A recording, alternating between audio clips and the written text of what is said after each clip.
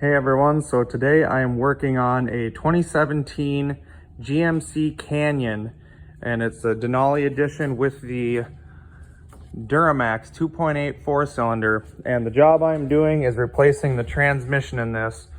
Well, turns out I've burned up almost a day trying to get the torque converter out of this, and I finally figured out a way to get the starter out of the way so I can get to the torque converter bolts, and it's not as hard as I've been reading everywhere. So I'll get you walked in here. Take a look at that.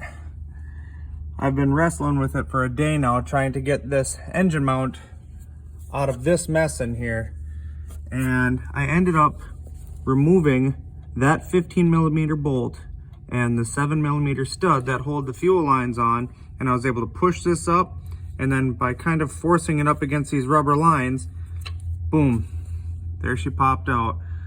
Now all I got to do is tip it this way and come out the gap here, and then I can get to my torque converter bolts, get this transmission swapped, and get that put back in. So all this time I spent monkeying with all these bolts up here that I got to put back in now was all in vain. Didn't need to happen. So just due to lack of information, I'm making this video to see if I can help anyone.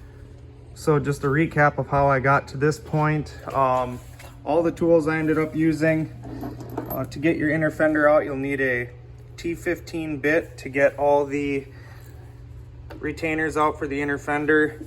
Then we got a 17mm to get the lead wire off the starter.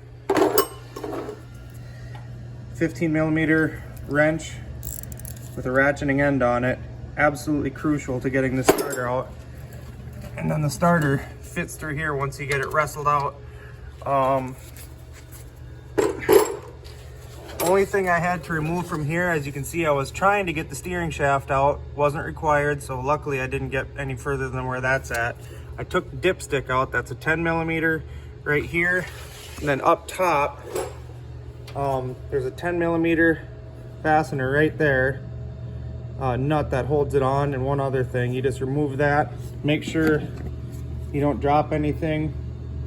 I actually ended up dropping this piece right here, finding it on the floor. Luckily it didn't get caught on the frame, but this also goes on the end of this stud and holds on a electrical wire. As for down here, once you get that starter pointed down, you pop it out, you pull it this way. This stud and nut need to be removed. It's a 7mm and a 15mm for the nut, which came off with little to no effort. And then and then a long extension so you can get it from here. You don't have to get your hand in there and smash your fingers. So other than that, I popped the dipstick up and I just moved it enough out of the way so I could get that starter through here. Disconnect your battery so you don't electrocute anything, because this is the power wire, the lead wire. Put something in the hole to prevent anything from falling into the oil pan, and then you'll be able to get at your bolts right there for the torque converter, or replace your starter if that's all you needed to do.